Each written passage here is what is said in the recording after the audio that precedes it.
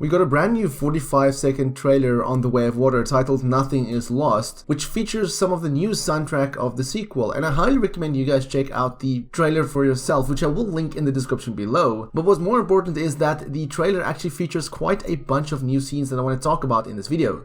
Avatar Theory here, hope you're doing well and having a fantastic day. And firstly, I just want to say thank you to each and every person that's been supporting my channel over the past few weeks, months, or if you've been here from the very beginning. I just want to say thank you so much. And for new people, if you want to stay up to date with everything Avatar related, then why not click the subscribe button, as it really helps out the channel. Now the trailer, as I said, is about 45 seconds long, and it includes old as well as new scenes, but just keep in mind that some of the new scenes may contain some potential spoilers, some even big spoilers, so please be aware of that when going forward with this video. So the trailer starts out with Jake and his family flying on the Ikrans on their way to the Metkayina Reef, and we've seen this shot multiple times. We've seen it from different angles and we've seen it in different trailers, so nothing really new to gather from this. But we do have a new scene as they arrive at the Metkayina Reefs, where you can see the homes of the Metkayina at the back. And you can also see the Metkayina using not only ilus to travel around in the water, but we can also see some canoes at the bottom there. We can see some Metkayina Navi using the canoes, and we can also see some of them just standing by the bottom of the homes. I really love the homes of the Metkayina tribes, as looking at the scene, it just looks like a place that I want to go on holiday. Then we get a scene of Jake, Neytiri, and Tuk arriving at the tribe, which we've seen before, as well as Jake and his family. Then we get a brand new scene of who I believe is Lo'ak and Netaim. You can see them running, and you can see what looks to be one of the new scorpions, or possibly the sea wasp, shooting a rocket at them as you see them flying to the side. And like I said, it does look like Lo'ak and Netaim, but looking at the back you can actually see, and for the first time I believe, other Navi from the Metkayina tribe. I say this because they look much different than the Metkayina, and correct me if I'm wrong, but I don't believe we've seen others from the Metkayina fighting alongside the Metkayina. Now looking at the scene as a whole, it does look like an extension of that scene from the final trailer, where we see the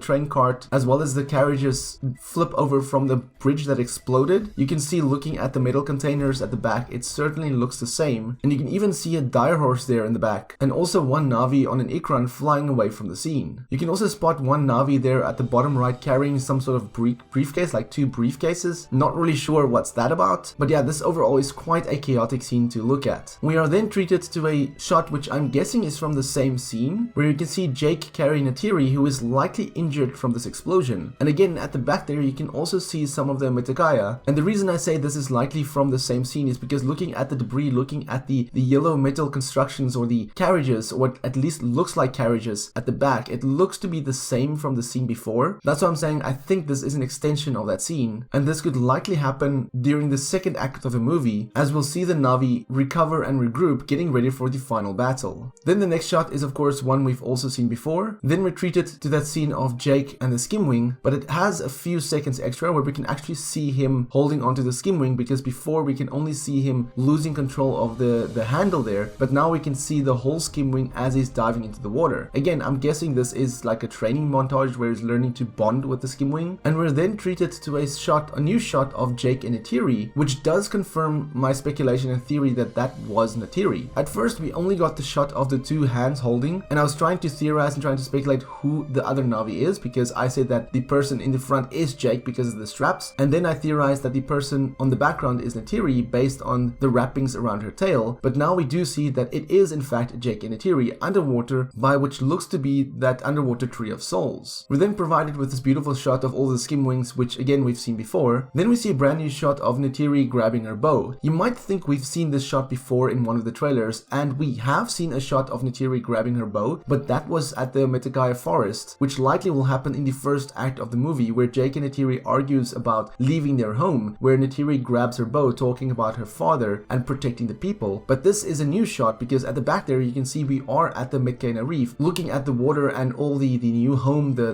blue roof there, and just the environment itself. You can clearly see this is at the Metkayina home. And also Neytiri wearing that earpiece gives me an indication that this is likely her preparing for the final battle. We then get a quick look again of the recom and the RDA soldier in that exosuit, which again we've seen in one of the trailers. And then we get a shot which is possibly the biggest spoiler I feel in this trailer, and that is of the Sully family. But if you notice something, someone in particular is missing in the shot. Firstly, I want to focus on the expression of Jake and Neytiri in the shot. You can see they're exhausted, they're tired, they're sad, they are crying, and you can see that Jake just got out of a massive battle because he has those scars, which we did see in a different shot, in a different screenshot. And the way Neytiri is just holding the face of Loak there, you can see that they're mourning something. Something terrible happened here, and like I said, somebody is missing here in the scene. Now, if you go from right to left, you can see Loak, Jake, Neytiri, Tuk, and Kiri. Interestingly, Neytiri is missing from the shot. And I've speculated before, and I've said before, that Neytiri is likely going to die in this movie, and I'm guessing that this scene happens shortly after he dies. I was trying to carefully look and see if there's maybe somebody between Tuk and Neytiri, but it certainly does not look like it. And like I said, just the way Jake and Neytiri's expressions are in the scene, it does look like something terrible happened. And like I said, likely the death of Neytiri. Also, if you go to the next shot, which is absolutely a heartbreaking shot to look at, you can see Neytiri jumping at Jake, giving him a hug, being absolutely broken emotionally. And looking at Jake in the shot, you can see he has those battle scars, which likely indicates this is after the battle between him and Quaritch. And if you look at the shot of Neytiri again, you can see Tuk in the background, again implying that this happens right after Neytiri dies. It's strange that they included this shot in the trailer because, as I said, this is almost a giveaway, almost a confirmation that Neytiri will die in the sequel. Of course, I could still be wrong, and this could all just be ways to trick the audience, to trick me, to trick you, to trick everybody that's watching these trailers, but I do have a strong suspicion that Neytiri is going to die in this movie. We then just get a shot of Jake on a skimwing, which we've seen before, and the incredible shot of the sea dragon, which again we've also seen before, and then with a shot of Loak, Tuk, and Tirea as the sea dragon is flipping upside down, followed by what looks to be like Neytiri running on the sea dragon that's basically being destroyed. And you can clearly see the bow there and the hair and the headband, so this is definitely Neytiri. And then also on the closing shot, we get a brand new shot of Jake jumping out of the smoke, out of the shadows, onto an RDA soldier with that exosuit wielding a spear. And then it cuts to the title card. So overall, this 45 seconds gave us so much information. Again, I'm quite surprised about the information about Neytiri, that they showed that shot of the family without Neytiri, and likely we'll start getting a lot more TV spots and stuff like this. So going forward, just be wary of potential spoilers, also because of the fact that there was premieres this week and people have started speaking about early thoughts online. So again, just be careful what you read in the comments and what you read online. But what do you think of these new shots? Let me know in the comments below, and for more Avatar content, have a look at the rest of my channel. Until next time, have a fantastic day and stay safe.